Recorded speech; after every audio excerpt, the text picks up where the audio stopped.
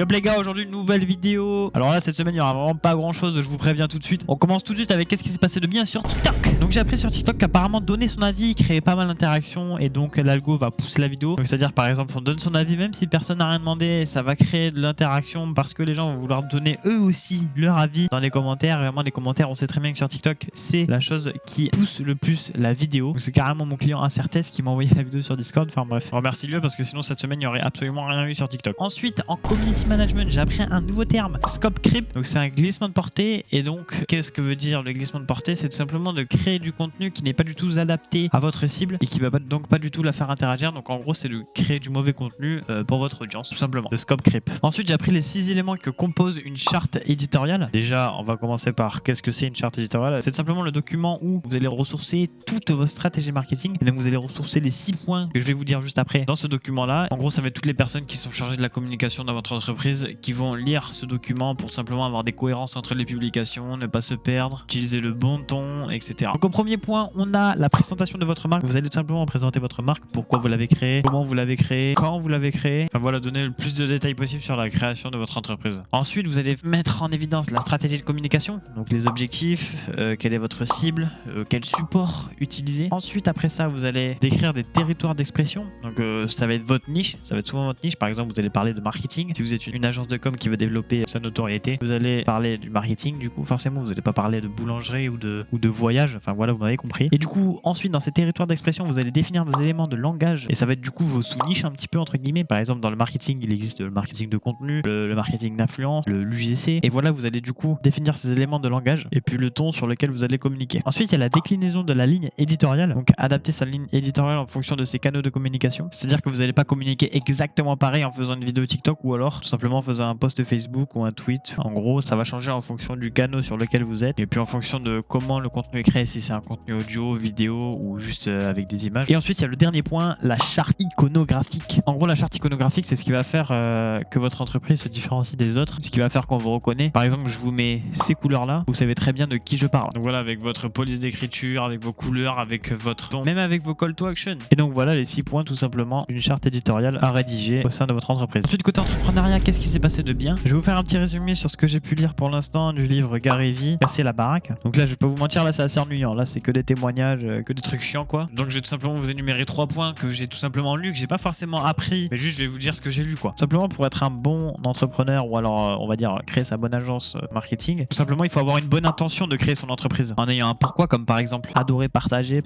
pour sa famille, simplement pour récolter de l'argent pour ensuite faire profiter ses proches, ou alors par exemple pour aider les autres, donc c'est-à-dire vraiment apporter de la valeur aux autres. C'est le sens du service, donc avoir l'intention de décevoir le moins possible ses clients, tout simplement pour leur apporter une bonne valeur. Parce que je pense que ceux qui peuvent le plus vous apprendre sur votre entreprise c'est vos employés ou vos clients. Ensuite après c'est avoir de l'authenticité, être sincère ça finit par payer. Ce que je veux dire par là c'est que par exemple vous allez être pardonnable plus facilement et facilite l'interaction aussi parce que les gens auront beaucoup plus confiance en vous. Et donc voilà. Ensuite il y a se foutre de l'opinion générale, donc c'est-à-dire, donc en gros voilà, comme je vous ai dit tout à l'heure, vous devez écouter vos clients et vos employés parce que eux ils travaillent vraiment dans l'entreprise, mais les gens qui n'ont aucune expérience avec ce que vous faites, ne les écoutez pas du tout. Si c'est vos parents qui vous disent de la merde ou quoi et qu'ils ont jamais été patrons de leur vie une seule fois et qu'ils savent pas du tout comment ça marche, vraiment les écoutez pas et foncez. Et ensuite il y a respecter son public, donc voilà, faut pas prendre vos clients comme pour des merdes, pour des cons, faut vraiment leur apporter quelque chose pour qu'ils puissent revenir chez vous en retour. Et puis ensuite il y a la passion, donc voilà, pas de passion égale abandon, donc c'est souvent difficile de rester motivé ou de rester concentré ou discipliné quand on n'est pas passionné par ce qu'on fait, parce que c'est vrai qu'au début de l'entrepreneuriat tu vas pas te rémunérer pendant au moins des années et donc c'est très dur de tenir mentalement en se disant par exemple ouais putain je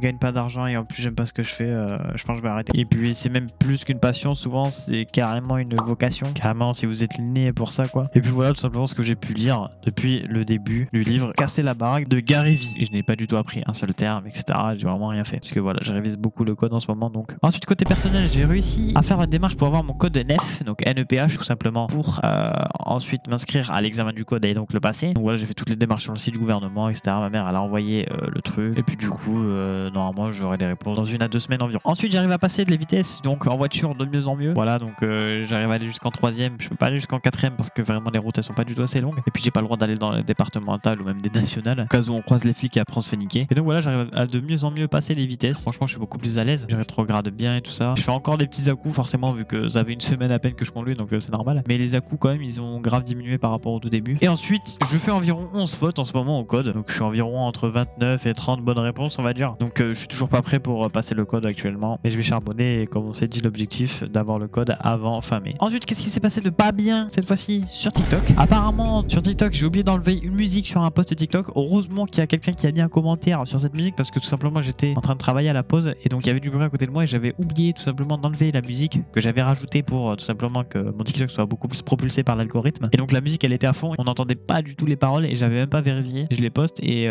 dès que j'ai vu le commentaire, j'ai fait attends, comment ça la musique elle est trop forte? J'ai mis le son, puis là j'entendais, on n'entendait rien du tout.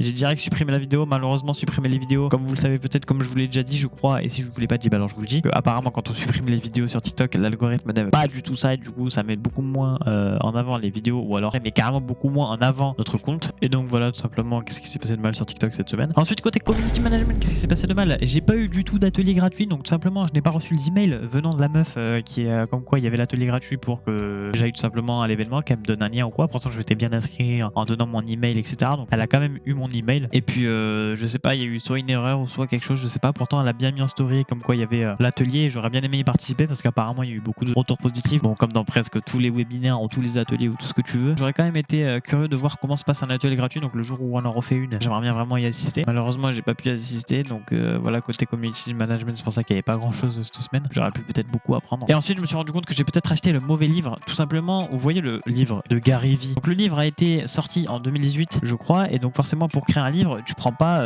2 semaines pour le créer, donc le contenu je pense pas qu'il date de 2018, il doit peut-être dater de 2016 environ. Donc voilà, le marketing je pense que de 2016 à 2023 il a beaucoup évolué, beaucoup changé, et donc je pense que je vais pas apprendre grand chose de ce livre malheureusement. Ça c'est une très très grosse erreur de ma part. Je me suis dit ouais c'est le génie du marketing, du coup je vais tout de suite l'acheter. J'aurais peut-être pas dû, mais après là actuellement je suis en train de le lire et je vois qu'il y a quand même des informations qui donnent et qui sont vraiment très populaires à l'heure d'aujourd'hui encore, alors que lui il te sortait déjà ça en 2016 quoi. Le mec il a 8 ans d'avance sur nous le frère. Et donc voilà, je pense que j'ai acheté un livre sur le marketing qui n'est pas très très au point on va dire, alors que Digital Safe Mail il est vraiment sorti il y a 3, 4, 5 mois on va dire, enfin ouais, on va dire 5 mois, et donc forcément c'est pas trop datant par rapport à l'autre livre. Côté entrepreneuriat, qu'est-ce qui s'est passé de mal? Il s'est rien passé de mal. Et puis côté personnel c'est pareil, au moins comme ça c'est fait.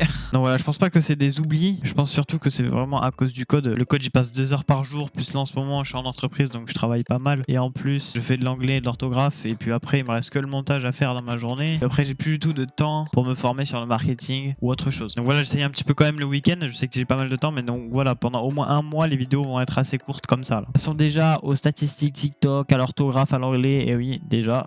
Donc en anglais je vous mets tout simplement mon graphique à l'écran, donc voilà vous pouvez voir que c'est le bordel. Donc il y a un jour sur 2 où je suis productif, où je suis vraiment bien. Après je vais pas vous mentir, à la seconde où je me lève en fait je lance directement l'application du Duolingo, donc j'ai un peu la tête dans le cul quand je commence quoi. Et ensuite en orthographe j'ai fait une moyenne cette semaine, donc là tenez-vous bien, de 43,81%, c'est très très peu. Après je fais que des dictées à corriger parce que je fais tout simplement toute mon orthographe le matin, et le matin je le fais sur mon téléphone, et sur téléphone je peux pas faire des dictées normales à l'écrit parce qu'en fait il y a le correcteur automatique, et du coup ça me fait un peu chier parce que ça corrige les mots tout seul, et des fois soit je fais des fautes pour rien ou soit je fais pas les fautes que je devrais faire, et donc voilà ça me fait chier un petit peu. La dictée où j'ai fait le plus de pourcentage c'était 91,67% parce que voilà c'était les dictées écrites, parce que là je l'avais fait sur mon ordinateur ce jour-là, donc j'avais fait un très bon score. Et donc j'ai pu déterminer en orthographe que vraiment mon point faible c'est les doubles consonnes, il faut vraiment que je les apprenne, et je pense que c'est le défaut de pas mal de monde aussi parce qu'en fait il n'y a pas de règles qui s'appliquent, il faut vraiment tous les apprendre, et puis en plus c'est vraiment des grosses erreurs qui peuvent vraiment te paraître pas du tout crédibles quoi. Donc passons tout de suite aux statistiques TikTok. Cette semaine sur TikTok on a fait 1193 vues en moyenne, ce qui est plutôt pas mal. En abonnés on en a pris plus 49, on a 400 abonnés tout pile. La vidéo la plus vue a été de 3880 vues, donc c'est